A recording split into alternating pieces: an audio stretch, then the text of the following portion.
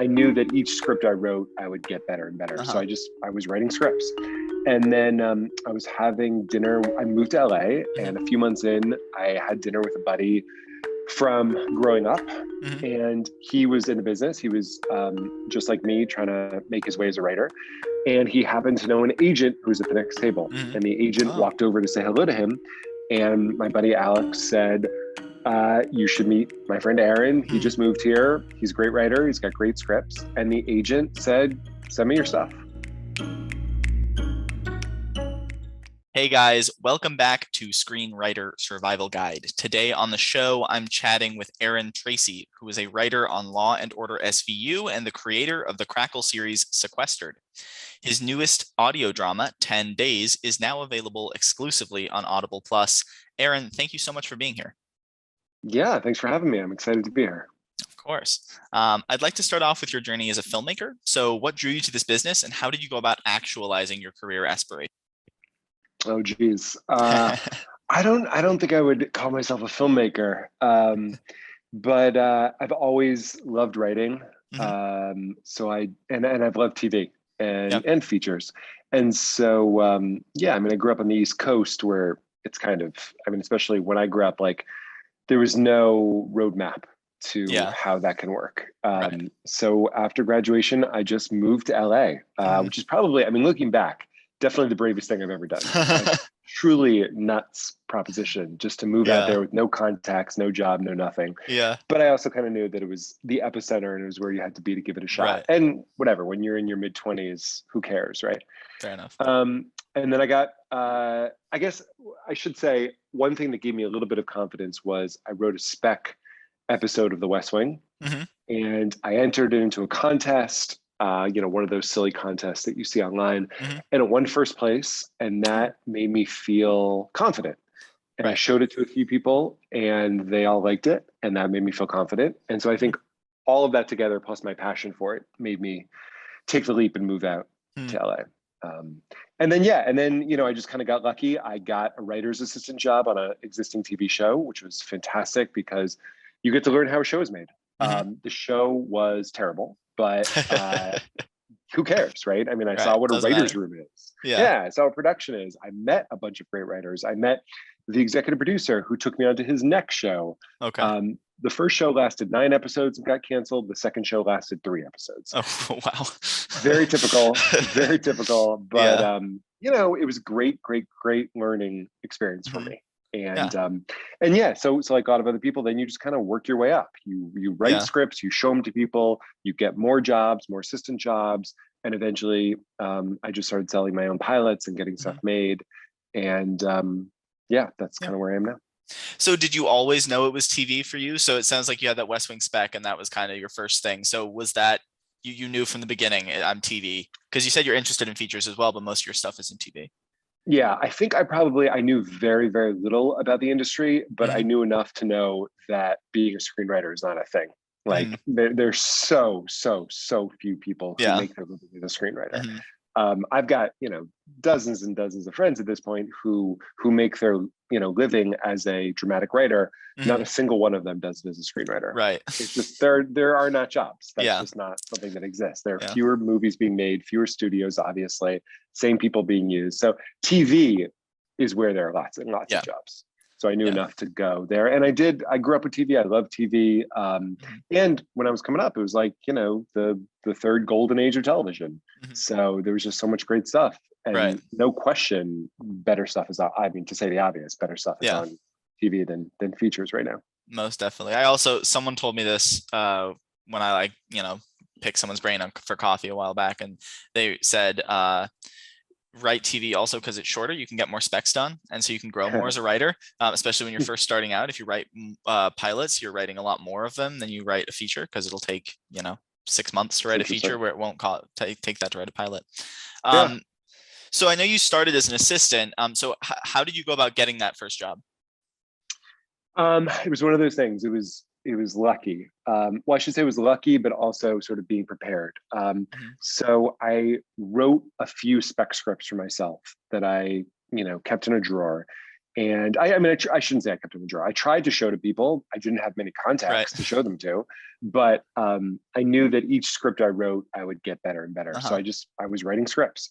And then I was having dinner. I moved to LA, and a few months in, I had dinner with a buddy from growing up. And he was in the business. He was just like me, trying to make his way as a writer. And he happened to know an agent who was at the next table. And the agent walked over to say hello to him. And my buddy Alex said, you should meet my friend Aaron. He just moved here. He's a great writer. He's got great scripts. And the agent said, send me your stuff. So I sent him my stuff, and that West Wing spec, I think, especially impressed him. And he took me on as a hip pocket client, which is when an agent takes you on. You're not a full client of the agency, but if he can get you work, he will. And if he can't, no skin off his nose, you know? Right. And so it was at CAA, and they have obviously a lot of great contacts, and they were able to get me in for a writer's assistant interview. Yeah. Gotcha. So it's like, yeah. Well, so I didn't realize those. It's a matter of, no, sorry. I was just saying it's a matter of like being in LA where it just, Hollywood is in the water supply, you know, it's just everywhere. And there are obviously some other places in, you know, New York, especially, where that's true. And now with everything being online, I don't think it's as important as it used to be, but it was a matter of being around the right people and having some scripts that I was proud of and that I was okay showing to people. Right. So when did you move out of LA? So do you think it's more important to be there when you're first starting out and then it's less important, or do you think it's important to be there, you know, for your entire career? No, the former, I think. I think it's important. I mean, again, like the world is different now with COVID. Now everything's online. So I really do think you can do this career from almost anywhere at this point. But yes, before COVID, I certainly encouraged people to move out to LA for a few years like I did, which is where I got my manager and I got my agent and my lawyer and a writing partner and a bunch of executive producers that I was friendly with. And obviously those first 2 jobs, and it's so much easier in LA, but I'm just not an LA person. I love New York. My family's on the East Coast. I grew up on the East Coast. It's where I'm comfortable. And so I decided to move back like a decade ago. And, you know, I got lucky. I was writing for Law and Order, which is written here. And so that helped me, you know, make the move. But I've been much more successful in New York than I ever was in LA. Part of that obviously is just having more of a foothold in the industry, just being around longer, probably hopefully getting better at the craft. But also I'm happier here. Yeah. Like in LA, Tony Gilroy has a great quote. He talks about, I won't try to quote him, but I'll try to summarize. He says when he's in LA, he feels very ordinary. Like he'll go to a coffee shop and every single person will have their laptop open. They'll all be screenwriters writing their masterpiece, right? In New York, he feels special because his friends are journalists and lawyers and they're not all screenwriters. And you kind of need to feel special to be a screenwriter. This is such a crazy business, such a difficult business. You kind of do need that feeling of specialness. And That's so, funny. yeah, for me, I could get that in New York. Yeah, that makes sense, because I'm going through a very similar thing where I've been out here for like 3 years now, and I don't have a manager or anything like that, but I'm starting to think like just my happiness is not as like because I went back and forth a lot during COVID, you know, during the first couple years, because my family's also on the New Hampshire, so my family's also on the East Coast, and so I spend a lot of time there, and I'm so much happier there.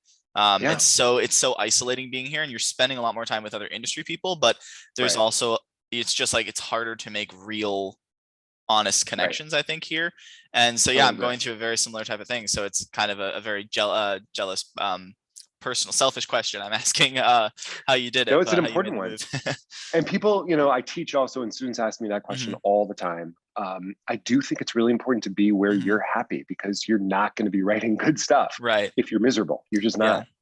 Yeah, no, it's definitely, I have noticed that, you know, in the times when, you know, COVID starts to spike up and I start staying in my apartment more and my work keeps shutting down more, my writing is worse. And then when I'm out more and I actually have less time to write, but I'm speaking more with other people and I'm hanging out and I'm going outside more, my writing gets better, even regardless of, you know, how much time I have to write it. Totally. And it's not just that. It's not, you know, if you're on assignment, okay, then maybe you can write from wherever you are, no matter what your state of mind is. Okay, that's an exaggeration, but you know, a lot of us can just get the pages done if we need to.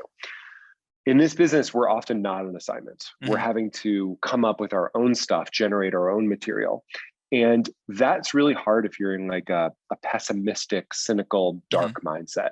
I really think it's important to be in a much more positive mindset in order to see connections. Like all of a sudden, if you're happy and you're positive and you're excited, then you think you're all of a sudden seeing connections like, oh, okay, well, Shonda Rhimes, I heard from a friend that she's looking for this kind of material. And I worked with this non-writing executive producer last year who liked a similar kind of material. So maybe I should write this pitch, take it to that non-writing EP who can then take it to Shonda. Like you'll see connections where you wouldn't have if you were in a dark mindset. And that kind of thing is so important when you're generating your own ideas.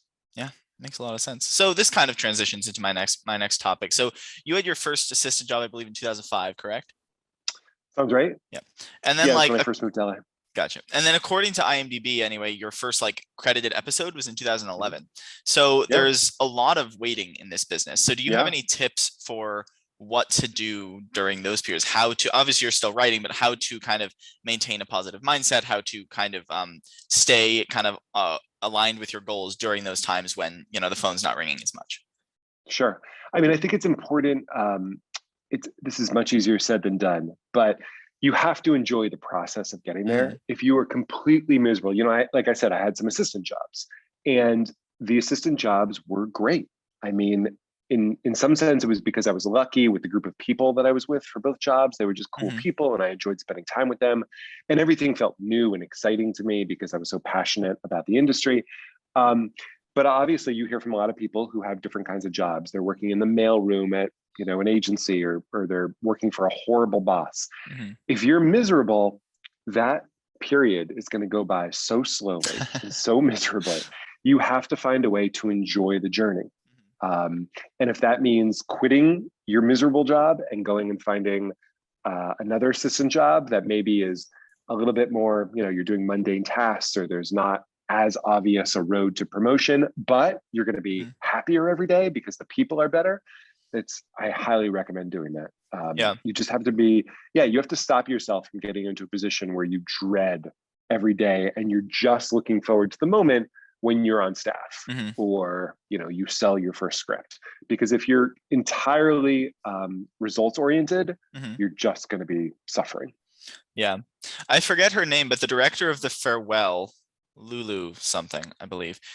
I was just listening to a podcast with her and she was talking about how for her, when she was not getting work between her first feature and her second, the thing that she did that was so successful was actually not taking work in the business, taking work outside the business and using the business kind of like you were saying, Tony Gilroy was saying about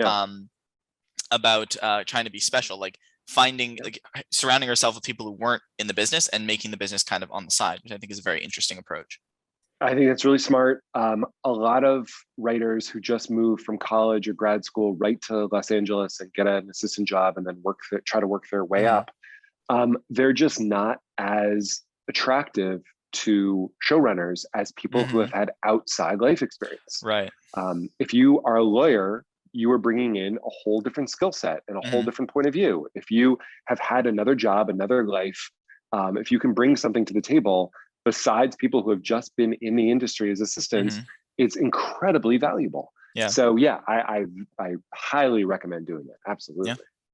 So you've sold pilots to tons of studios, from Crackle to CBS, MGM, Lionsgate. Could you walk us through your experience pitching and selling those projects? Yeah, I mean, it's, it never changes. It's kind of always the same, and it probably always will be, which is that you spend a ton of time putting together a pitch. I probably spend as much time putting together a pitch as I do writing a spec. When you put that pitch together, you then need to come up with attachments. So you often will be looking for a director or an actor, certainly a production company or a non-writing executive producer, oftentimes a studio. It's getting harder and harder. It will always change, but right now, I'm pitching two things right now. One of which is a full script that was commissioned by a studio. And that script has obviously a studio attached. It also has a great director attached. It has a great actor attached in the lead role. It has a great non-writing executive producer, and we are still not going out with the project to buyers until we get a lead actress attached. Director, actor, non-writing EP, studio, script, and we're still trying to attach an actress. So, and is it based on IP, that project, or is it original? Nope. Okay, it's original. Gotcha. Yeah, which good point. That makes it harming harder. it. Yeah, gotcha. I don't know if it's harming it, but yeah, I mean, an original idea is the hardest thing in the world, right? So it's unproven. So that requires a lot of attachments, and we could be wrong. Maybe if we just went right to buyers with the script, we would be able to get a good reaction. But our partners, our studio partners, our producers, they don't think so. They think we need all of these attachments. And then the other project I'm going out with, there's no script, it's just a pitch. And we have a big actor attached in the lead role, and we have a big TV director attached to direct it. And we're 0 for 5 right now. I'm in the middle of pitching it right now, and we're 0 for 5. Now we still have 4 pitches left. But like that feeling of having a killer package, a killer idea, going out to try to sell it, it never gets easier. Honestly, I shouldn't say that. It does get easier, but there will always be giant setbacks and feelings of doubt and failure and lack of self-worth. And it's a really hard business. Well, it's really easy. We throw around a lot of huge numbers in this business. And like, I've only gone out with one pilot, and it was like, I unrepped screenwriter, my director and producers were unrepped, tiny production company, and we needed like $50 million to do it. So surprisingly, we got no buyers. But we throw around huge numbers like that, like tens of millions of dollars, and you don't think about the fact that like that's like several startups. That's like the money that it would cost to fund like several startups in Silicon Valley. And it really, we wonder why these things don't go more. And it makes sense when you really think about it like that. Like, oh, you need $100 million for that movie. Well, that's like, I could fund like 10 startups for that, and they would probably have return on investment way more than this film. Yeah, it's tricky, right? You're right to be smart to think about the financials. I made a pilot a few years ago for USA Network, and it was one of those, went and pitched it. They bought it in the room, commissioned a script went well. They ordered it to pilot. We went and spent close to $10 million in the pilot, right? Extraordinarily expensive for the time, especially. And they didn't pick it up to series. So it's just the pilot. So I have a $10 million DVD sitting in my dresser. People say, I can't believe that. Like, they put $10 million into it and they're not going to make it into a series. What kind of thinking is that? And on the one hand, that is truly insane, right? They literally flushed all the money down the toilet. But on the other hand, a pilot costs $10 million. To make an entire first season would cost what? $150 million? Right. So there is a cost benefit analysis that we're going through. It's important to think about, especially when you hit some obstacles. Yeah, the more I like learn about the business side, the financial side of this business, the more I think it's a really bad business. Like, it's great for creatives, but it's not it doesn't seem like a great proposition for like it makes sense now why more studios aren't created more often, because it's just not a great proposition for like investors and stuff. Yeah, I haven't pitched to broadcast networks in a while, but when I used to do that, I remember hearing about the numbers, which are that, broadcast networks, meaning ABC, CBS, NBC, Fox, they buy all of their pilots in the summertime, at least they used to. And the network executives, because there's such a short window of when they're hearing pitches, they're hearing pitches all day, every day.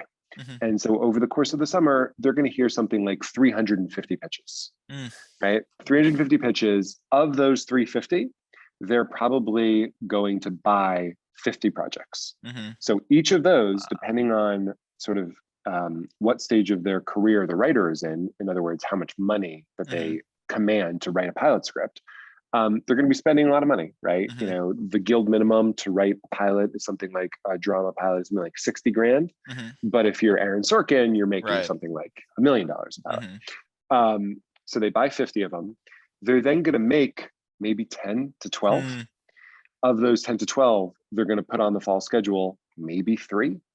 So you go from 350 pitches that they hear to 3 new shows in the fall. So it is, as you said, it's great for writers because you can make a fantastic living in this business without really getting stuff made.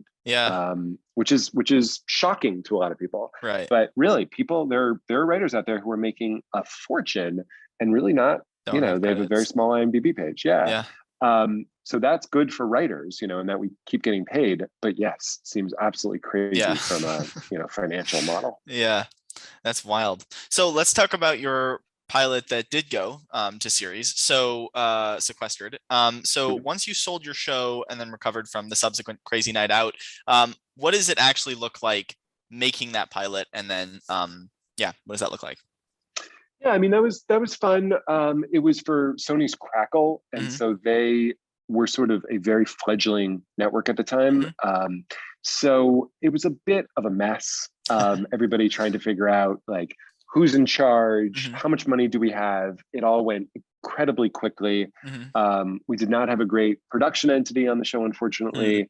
So shot it in LA over a brief period of time. Lots of changes in leadership. It was a bit of a mess. I'm proud of at least the first episode. But one of those experiences that was not what you hoped for, not what I hoped for. Not a fantastic experience. Now, my next pilot, The Tap, was the one I made for USA Network. So that was a bit of the opposite in that it was a fantastic experience. I absolutely loved every moment of it, but that one didn't end up going to series. Yeah. Gotcha. But The Tap was great. And it all comes down to who the people are. So with The Tap, our non-writing executive producer was Rob Reiner. And Rob is one of my all-time heroes. He directed When Harry Met Sally and Stand By Me and A Few Good Men and The American President, just an absolute hero. And so getting to have lunch with him every day and getting to just hear his wisdom and hear his notes. And I got to work, my partner Andrew and I got to work out of Castle Rock, which is of course his production entity.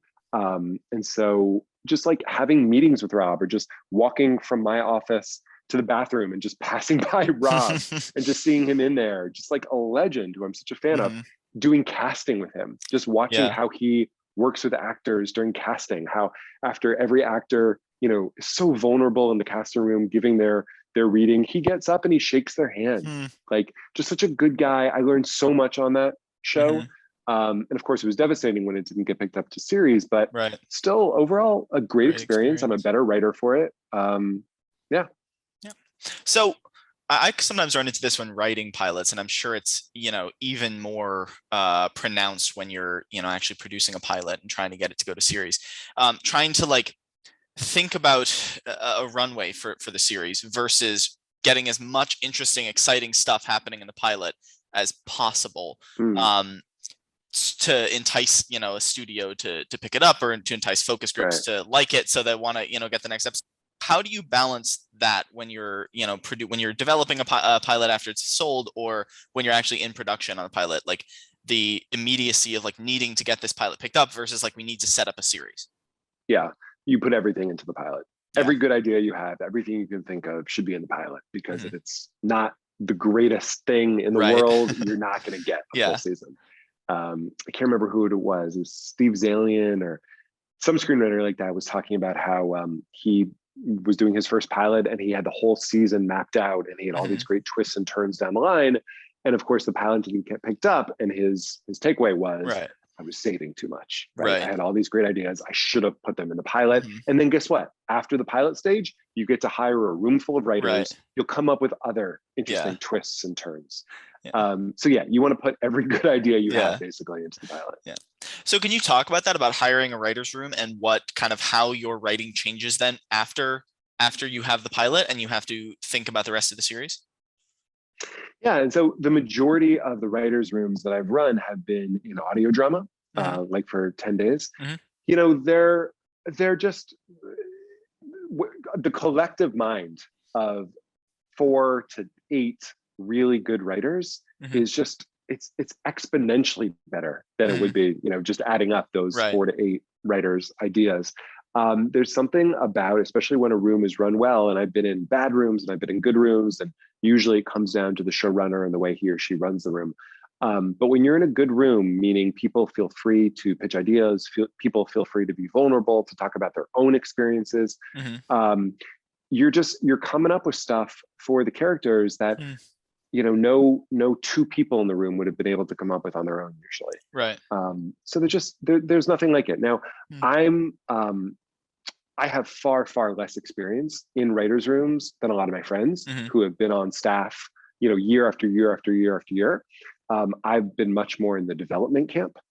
So yeah, I definitely don't have as much experience with that. But the ones that I've been in, when they're run well, are fantastic, and when they're run poorly, and that's often because the showrunner is feeling a ton of anxiety and pressure from the studio and network, and so he or she takes that out on the writers, and people don't feel free to pitch ideas, and you kind of feel like you're trapped in the room because these rooms are like windowless rooms. Right. You're in there for like 8 to 12 hours a day. It can be a really difficult experience, and the work will not be good. Sounds like it could be heaven or hell, that, like, depending on the people in the room. Yeah, it really can be. And more the trend is obviously very small writers' rooms with just like 2 to 4 to 6 people. And I think that can be great too, depending on the dynamics. An important thing when you're building a writer's room is who's going to get along with who. Make sure you have a real diversity of voices, so everybody just doesn't just sound the same and have the same background, the same experiences. That kind of stuff is incredibly crucial. So how do you think the shrinking of writers' rooms, maybe you don't have an opinion on this, but how do you think the shrinking of writers' rooms affects how, like, people who are just starting out should be thinking about moving up in the business? Like, do you think, because there's more shows but less jobs per show, do you think that still seems like it evens out to there's more jobs overall if there's like 500 shows on the air? But how do you think that should change an up and coming writer's trajectory if they're thinking about trying to get like a staff job on a show, but now there's less staff jobs available on shows? No, I don't think it should. There are definitely more jobs than there were 10 years ago. The problem, of course, is that while, yes, there are way more shows than there ever have been before, those shows often have much shorter orders. So they only take up 3 months or 6 months of the year instead of being year round as they used to be. Right. So a writer now needs to have, maybe 2 or 3 shows per year that they're working on, which is obviously very difficult. But no, an up and coming writer who wants to go the staff route, and obviously there's sort of 2 different routes, although obviously they blend into each other, which is the staffing route and the development route. If you're going the staffing route, then you just want to get on a show, do your thing, impress the bosses, and then get on to the next show afterwards and keep working your way up. If you're the development route, then you're coming up with ideas, you're putting attachments, to those ideas, you're pitching shows, you're writing pilots, you're hoping to get them made. You can go back and forth, of course, between those 2 worlds, but those are sort of the 2 parallel worlds. No, I mean, you just got to figure out what's for you. If you are someone who enjoys writing with other people, you want to be on staff, you want to be in writers' rooms, no, that's what you should go for. Don't worry about the fact that there are fewer, shows have shorter orders than they used to be, than they used to have. You can't worry about that. You just gotta, play the hand that you're dealt. So what was the thinking behind your choice to kind of go more in the development route? Is that just a you prefer kind of solo work more yourself?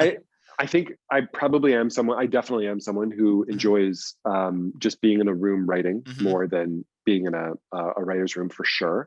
And it's also just circumstance, right? Like I got lucky. I sold a pilot early on to ABC Family and I loved it. Again, the pilot didn't end up getting picked up, but like we were talking about before, you can get paid really well without, getting a show made. And so I realized if I can keep doing this, if I can keep coming up with my own ideas that I'm passionate about and putting attachments to them and then selling them, and eventually, hopefully, one will go. But until that happens, I'm really enjoying the development process. Right. And so that's what it's more my personality. It's more what I really like. Yeah. So let's pivot now to your work in audio dramas. So how did you originally get into that world? Because it's kind of a new, very exciting world right now. Totally. I'm so excited about it. I first got into it, one of those things I had, my agent sent me on a general meeting with the guy who runs James Patterson's company, his book to film and TV company. And it was a great meeting. And I forget how it came up, but we both sort of started talking about this new thing of scripted podcasts. And eventually hooked up with my buddy Ryan, who I went to college with, who had a relationship with Audible, which was one of the bigger, scripted audio drama companies. And we all took a project together to Audible. And it was basically an adaptation. Well, it wasn't quite an adaptation. It was more complicated than that. It was a prequel to one of Patterson's favorite books that he wrote. Okay. So we would be telling a story using his characters, but that takes place 5 years before the events in his book. And Audible was into it. And I absolutely love the process. It's just writing dialogue, or I shouldn't say it's just writing dialogue. It's much more dialogue than TV or film, right? It's still structure, it's still king. You're still an architect as a screenwriter, much more than an artist, I truly believe. But it is much more of an opportunity to write dialogue because that's all there is, obviously. So I love the process. And the show turned out to be a big hit, which was incredibly sort of satisfying and fulfilling. And so I just went deep into them. And I've got a bunch of audio dramas lined up now. I do writers' rooms for them. I treat them like TV shows for the most part, obviously, thinking about the key differences creatively between audio and TV. But, in terms of hiring writers' rooms and coming up with outlines and story areas and so forth, that I treat, just as if I was writing TV. But I just find it incredibly fun. So I know a lot of people talk. So when I went to pitch my show and we couldn't get any buyers, I spoke with one executive who said, we're really looking for a lot of stuff that's based on IP. And he was suggesting doing it as a podcast. So we're actually working on that right now. We're developing that now. Great. So do you is that something you're considering? Like, are you looking at your projects like 10 days or like The Coldest Case and saying, are we going to try to adapt this into a series down the line? Or are you mostly just trying to be like, this is just an audio drama, that's what it is, and we're moving on, we're not going to think about it again? A little bit of both. All my friends in TV right now are looking to podcast to generate IP, just because it's the new thing right now. A few years ago, it was adapting comic books and graphic novels, and now it's podcasts. So I definitely am going to take a shot with most of my podcasts in the transition to TV. Coldest Case, I think, will just exist on its own as an audio drama, but 10 days, very much want to take out to TV. I have a great producer attached. We just got another great production company attached. We're going to go try to find a great director and then take it to TV and see what happens. But the truth is, I really will be totally fine if they just if they don't sell to TV or they don't get made as TV shows, if they just exist as audio dramas, because I'm a huge fan of the medium. I'm a huge podcast junkie. And so just having them as an end in themselves, fantastic. With 10 days, especially, I feel an ownership of it that I've never felt with a TV project before. Because in TV, there's so many gatekeepers, there's so many layers. Your show goes through so many rewrites and compromises and so forth. With 10 days, and that's not to say that's a bad thing. Like, if you're working with good people, a lot of times it'll make the show better and it'll be a more pleasurable experience because you're in it with teammates, right? With 10 days, I will never again have a project where I'm the creator, writer, director, producer, and actor, right? That will never happen again, nor should it. Okay. But there's something that's very satisfying about that with 10 days. Like, it started off, I had a vision for it, and that vision was fulfilled. And that quite literally will never happen in TV and film. It just won't. So how do you go about, is there a different, what's your casting process like for these projects? Is it different from casting a show? How are you enticing actors? I assume actors are just as excited about audio dramas as writers are, but how do you go about casting these projects? Yeah, it's so much easier. Oh my God. Partly because we don't need the actors for very long. Right. So The Coldest Case starred, we had an amazing cast. It starred Aaron Paul in the lead role, but we also had Natalie Emmanuel and Alexis Bledel and Beau Bridges and Kristen Ritter. Just so many, just truly great actors. Mark Paul Gosselaar, Kevin Dunn. With the lead, with Aaron Paul, take him for an example. We only needed him for 9 days for him to record his entire lead role. And we ended up actually finishing early. But when you're asking an actor to, for a TV show to, go to production, wherever that is, whatever city it's in, basically leave their life, leave their family for however many months, that's one ask. When you're asking them to record for 9 days at home, no makeup, no costume, right? Especially during a pandemic, it's just a million times easier to get actors, and they seem to enjoy it. And it's just as important as it is in TV in terms of the actors, giving life to the characters. So it's super important to get not just a movie star, but to get someone who can actually embody the character the way you want them to. But you can get really great people. And then for 10 days, just an incredible cast. Glenn Powell. I wrote it with Glenn in mind. Glenn is a fantastic young actor. He's the star of a Netflix rom-com called Set It Up, which is so much better than it needs to be. It's great. He's the star of a Richard Linklater movie, his follow-up to Dazed and Confused, called Everybody Wants Some. It's just so clear to me that Glenn is going to be a household name. Maybe after Top Gun comes out in a few months, which he's starring in. But I wrote it with his voice in mind because that's such a specific, really interesting voice to me. And so then I was just like, let's send it to him. And he came on board. And then he's buddies with Lamorne Morris, who's the star of New Girl and Woke and a bunch of shows. And Lamorne came on.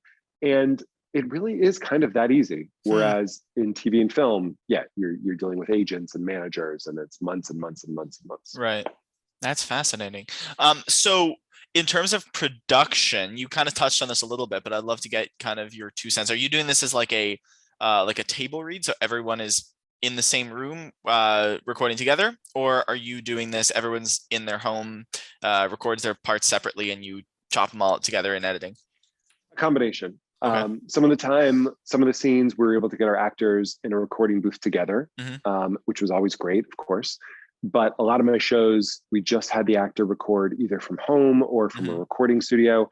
I would work with great production entities for 10 days. It was a company called Treefort Media, just really fantastic. When we had to record, Aaron Paul, for instance, we would send him a kit, to his home in Idaho that included the microphone and the recorder and everything he needed. And then they would work with him on sound checks and make sure that it sounds just crystal clear. Kristen Ritter, when we recorded her, we were thinking about the same kind of stuff. How are we going to get her, the right kit? Where will she record from? And she mentioned that her partner at the time is the lead singer of War on Drugs. So she had a home recording studio in her basement. Right. So that turned out to be very easy. She just walked downstairs. Yeah. For Natalie Emanuel, she was recording like in her bathroom. She had to put up blankets on the like porcelain, floors in order to, dull the echo. Right. But yeah, so, this is obviously during the height of the pandemic. So we did a lot of recording that way, and you cannot tell that the actors were not together when you listen to the finished product. Yeah, and part of that is because really we would hire actors to read opposite, so that they, weren't just reading into a vacuum, but they could get a sense of what the rhythm was of the scene. And we would also get a lot of options. We would have them, say the lines in a bunch of different ways so that we could make it work with the way that, the actor that we ended up recording opposite them delivered their words. Gotcha. Cool. So not to jump around here a little bit, but when writing an audio drama, you mentioned it's obviously all dialogue. So are you thinking about different kinds of scenes because obviously 10 days has some action in it because it's obviously about basketball, and you shy away from the actual action scenes. Usually you just get like a 10 second like clip of the beginning of an action scene, then you cut to the end of the games and stuff. So are you thinking about that a lot? So how much of your process is like thinking, okay, how can we get dialogue only scenes here, and how much of how does that affect your writing process? Yeah, I mean, you have to think about an interesting soundscape for every scene, which is not so dissimilar from thinking of an interesting visual for every scene that you write in TV. So it's very similar in that way. You never want to have two people alone in a room talking, right? Because there's nothing more boring than that. Even if the dialogue is incredibly witty and crackling. I mean, even Sorkin, who just likes writing two people alone in a room, he's going to have them walk around, right? Yeah. So there's interesting things happening, a walk and talk. So you have to come up with an interesting soundscape for sure in audio drama. So yeah, I try to think about, where to set scenes that are different from the previous scene? Could it be by the water, organically for the story? Could it be, for 10 days, it was sometimes in a basketball gym, which has a very different sound than a locker room, where a lot of scenes were, which has a very different sound from inside a sports car where they were talking a lot. So yeah, you just want to kind of play with that, think about what the soundscape can be. Like I said, Treefort Media did the audio soundscape. And so sometimes I would talk to them, will this work? Will this be an interesting soundscape? And then, after you've done a couple of these, you get the hang of it. Right. And are you ever worried about making the soundscape too elaborate? Like there were moments that I thought really worked well in 10 days, but I would be worried to write them into a script, because like there's one moment where the mom, they're kind of in like Danny's hotel room or something. The mom walks away to get ice for his leg. And you can, I thought it worked perfectly, but I would be very worried to write that scene, because I'd be like, there's no way I can get a sound editor to like actually make this sound good. So are you ever worried about getting too elaborate with the soundscape, or are you usually like, no, you just trust your sound people and they're gonna know what to do? Yeah, I mean, well, look, something like that, where it's just someone going to the refrigerator to get an ice pack out. No, you trust that your sound engineers, that they're going to be able to figure out a way to, work with footsteps, work with the opening of the refrigerator door. A lot of times they have that stuff like on file, and a lot of times the engineer will literally just take a microphone and open his refrigerator door 5 times and like make it work. Gotcha. So that like something like that exists in our normal everyday world is going to be totally fine to make work. I just finished writing a superhero show, an audio drama, and we just finished production actually. And the production company that's doing it said it's the most difficult soundscape job that they've ever had, because we ended up putting in tons of superhero tricks that the lead character has. And so I didn't do as much thinking as I should have, maybe, as I was writing it. I would have the main character, he's able to shapeshift, and so he's turning into a Mack truck, and then he's turning into whatever. And I probably should have done a little bit more thinking about what exactly was going to be able to be accomplished and what would be just an incredible pain. Right. But I think it's going to sound amazing in the end. Nice. The engineer might just kill me. Great. All right. So I wanted to give you a chance to kind of give us the elevator pitch for 10 days. Why should people go out and listen to it? They absolutely should. Yes. Yeah. I'm really excited for people to listen to it. So let's see. So it could not be more relevant right now because of COVID. A lot of NBA players are out, right? They're not able to play. And so this rule is really coming into effect. And what this rule is, it's been around since the 70s. It's not just for COVID. But when a team is down a player, they can replace that player on the roster with anybody they want. Literally, they could choose you or me. Most often, they choose someone from the G League, which is like the NBA's minor league. And that player gets 10 days in the NBA to show what they can do. Yeah, after the right 10 for days, drama. Oh my God, right? After 10 days, the team either has to sign them for the rest of the season or send them back down to the G League. Gotcha. So yeah, like you say, I mean, it's incredibly ripe for drama. It's incredibly high stakes. It's very character focused. It's an underdog. It's the makings of an underdog sports story. So basically, I tell the fictional story of one player who gets his 10 days in the NBA. He's played by Glenn Powell, and in our case, it unfolds over 10 episodes, 10 half-hour episodes, each one covering one day of his contract. My producer on it, my producing partner on it, is Steve Nash. And Steve is, of course, an NBA legend. He won 2 consecutive NBA MVPs, played 18 seasons, saw lots and lots of 10-day players come and go in his time. And so he was great about, telling stories, telling anecdotes about what the pressures are for these guys, what their life is like in the locker room, what they're going through at home, in the hotel. Avery Johnson, who had a 10-day contract, talks about it as a 240-hour tryout. Just like every moment counts, because you're not just being judged on how well you play. Obviously, your shot's got to drop, but you're also being judged on what kind of high fives you're getting. Like, are you jumping off the bench to congratulate your teammates when they come in from timeouts? Like, every moment matters. So the stakes are so intense. You're just constantly being monitored. You're a little bit going crazy. It's an emotional roller coaster. And yeah, that's the show. And so Yeah. it's on Audible. If you are an Audible subscriber, it's free, which I love. So it's sort of like HBO or Netflix. As long as you pay your monthly fee, you can get this for free. Wonderful. Just type in 10 days into the search box. Cool. And it's right there. Yeah. And we'll have a link down in the show notes Great. as well. Awesome. All right. So that seems like a great place to start to wrap up. Before I ask my last question, where can people find you online? I'm not really into social media. Fair enough. So nowhere. Yeah, I've got a Twitter account. I probably tweet, once every 2 years. But yeah, just not my thing. Gotcha. Fair enough. All right. My final question. I call this your screenwriter survival tip. What's the most important thing you'd tell a young screenwriter to help them not only survive, but thrive in this industry?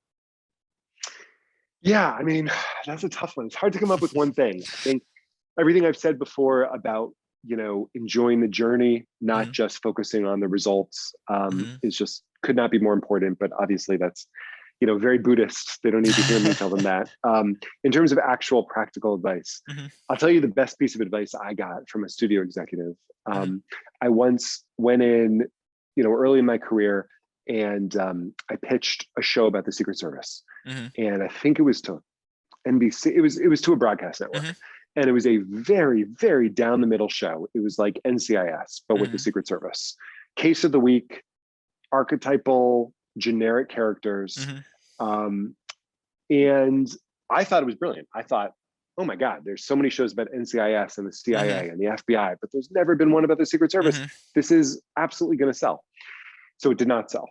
And one of the network executives sort of stopped me in the hallway afterwards, and he took me aside and he sort of said, look, let me tell you what the deal is. We don't need young writers like you to come in and pitch down the middle procedurals, right? We have our middle-aged showrunners who have been doing this for decades to bring us those kinds of shows. Right. What we want from you is a new voice, is something completely different, something unlike what we have on the air. That's what we need from our new young writers. And I thought, of course that's true. Of course I'm not going to sell this obvious show that has probably been pitched a million times before, and that people who are much more successful, than I was, are bringing them all the time and can certainly handle. Yeah. So that's what I really recommend. That if you're an emerging writer, write something that is very personal to you or very specific to you and is unlike anything else that's currently on. That's amazing advice. It's so obvious once you think about it. And again, I would never in a million years think about that. That's great. That's amazing. All right, Aaron, thank you so much for being on. Thanks for having me. This was fun. Yeah. And everybody else, thank you for listening to this episode of Screenwriter Survival Guide. If we're delivering any insight or value to you, please drop us a rate and review on Apple Podcasts or wherever you get your podcasts. And make sure to follow us so you get every new chapter as it airs. In the meantime, you can find this show online at screenwritersurvivalguide.com. And you can find me on Instagram at Sam Brooks Presents. Until next time, guys, don't just survive, thrive.